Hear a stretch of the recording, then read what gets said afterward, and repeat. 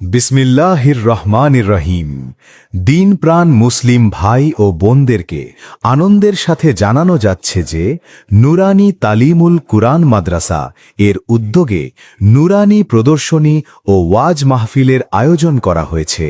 16 জানুয়ারি রোজ শুক্রবার বাদ আসর হইতে অনুষ্ঠিত হতে যাচ্ছে নুরানি প্রদর্শনী ও ওয়াজ মাহফিল।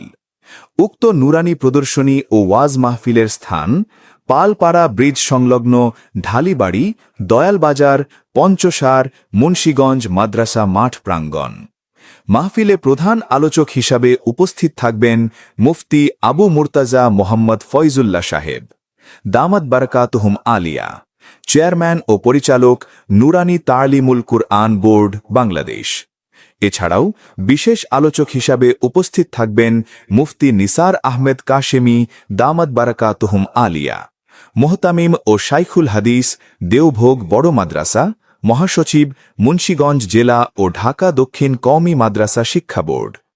আরজগুজার হিসাবে উপস্থিত থাকবেন আলহাজ হারুন আর রশিদ ঢালি, প্রতিষ্ঠাতা ও মুতাওয়াল্লি অত্র মাদ্রাসা।